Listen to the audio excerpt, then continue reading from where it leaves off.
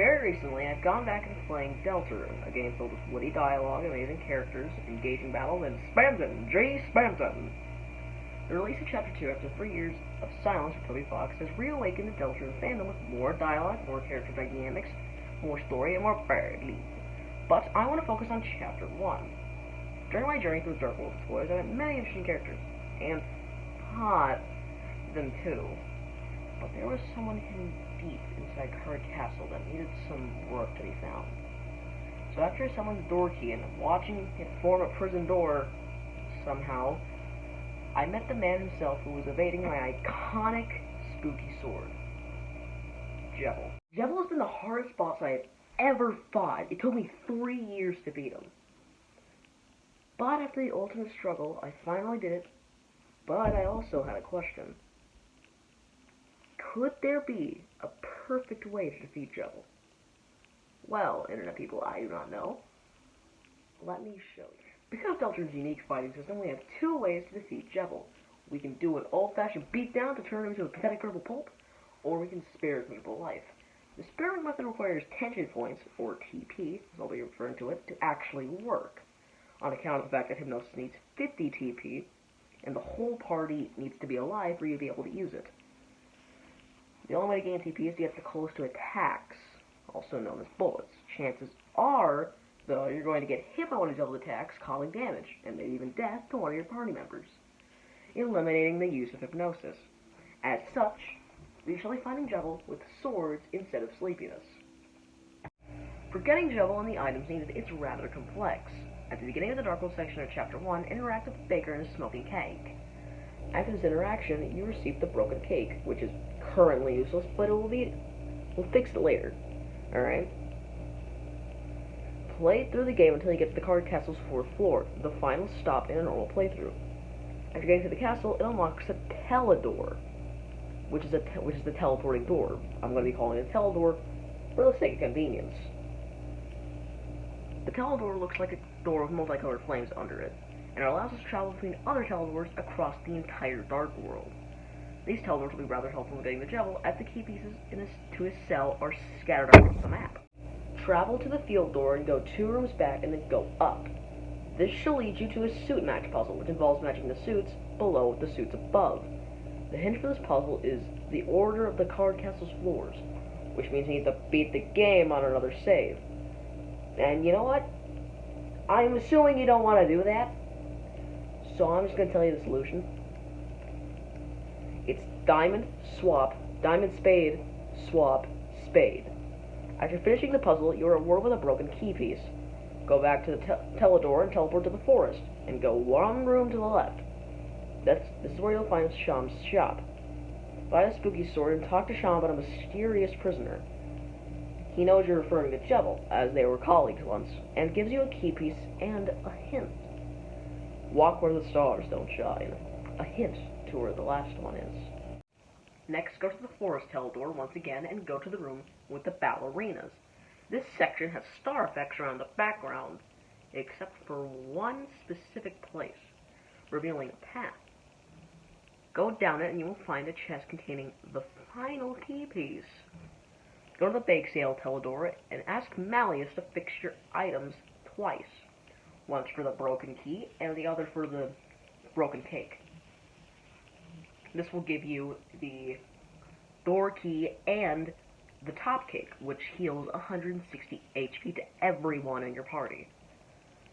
Go back to the Card Castle and go to the 4th floor. There you will find Rules Card's shop, where he sells Rooks' Rooks and the Brave Axe.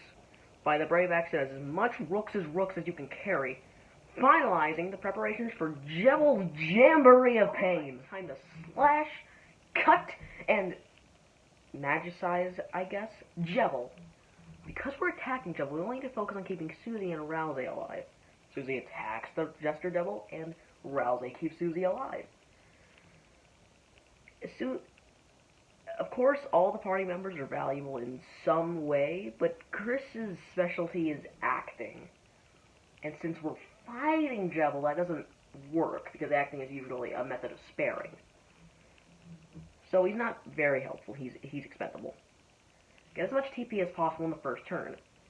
And forever, really, because 50 TP will allow Susie to use Root Buster, a very high damage attack.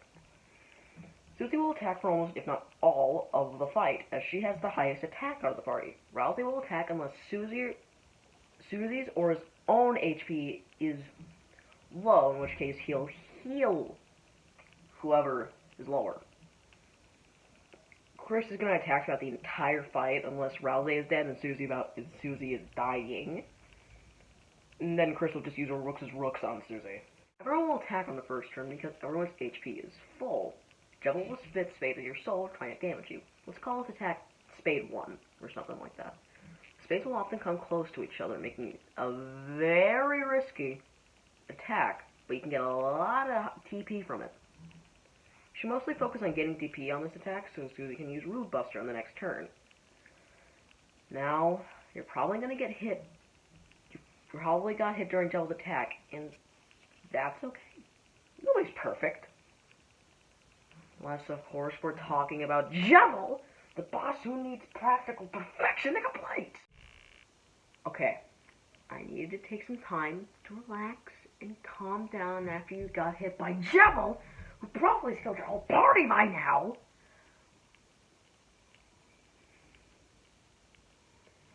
But it is fine, as you can just make Rousey use Rooks on Susie or himself. Don't use the top cake yet.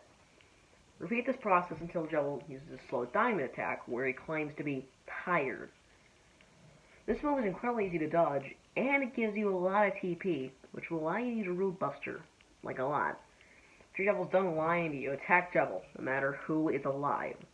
Now here comes the hardest part of the fight, at least for me. The Chaos Bomb! Why do you use all forces at once? Spades and a circle, clubs and threes, hearts that spin, and diamonds, which he hasn't even used up until this point, and can target you specifically, not to mention you can throw multiple of the same suit at the same time, or even all at once.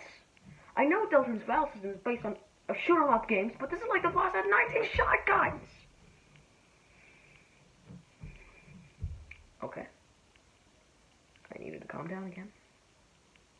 Let's continue. Now, you have to do this section almost perfectly to survive.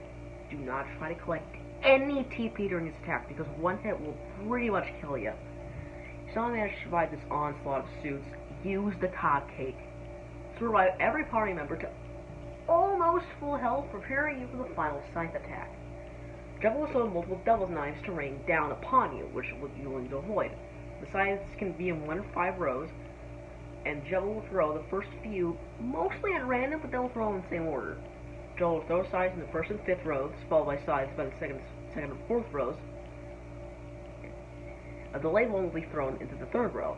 Jevil will do the scamper backwards. After this, Jevil throws down a giant scythe upon your soul as a last-ditch effort to kill you. Go into the bottom right corner.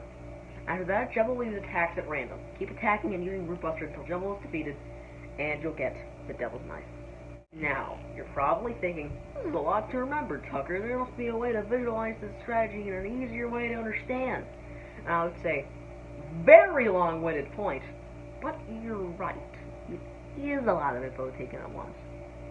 So I made a chart. Alright, now it's time to show you my chart that I made to easily visualize the strategy to where you can just look at it and understand what you need to do. Let's start with the start. It starts with the beginning of the fight, us attacking 3 times, and then Spade 1. Now, we need to ask if TP, if your tension power equals 50. If yes, then Susie's going to use Root Buster. If not, Susie will just attack. Now, is Susie or Rousey's HP down 50? If yes, then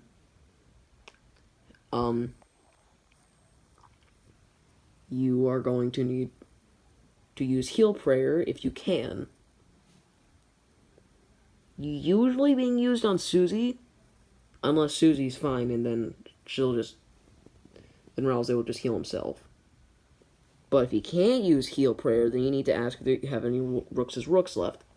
If yes, then Rousey's going to use it. If not, then Rousey's just going to attack. Then Chris is going to attack. Jevil will attack, and then we just continue unless he has used Chaos Bomb, in which case After that turn, you're going to want to use Top Cake if you have it. If you don't have it anymore, then just go back to the beginning. And then you repeat that until he's defeated. With the strategy perfected, it was then time to test it out. And I found it to have worked 9 times out of 10, making a rousing 90% success rate.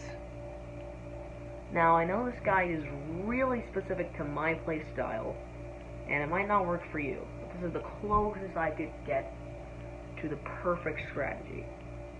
The fight also requires near perfect dodging skills to even live through the second turn, but skills like the strategy framework are built through trial and error and observations. Now that the video's done, I'm not sure what to do.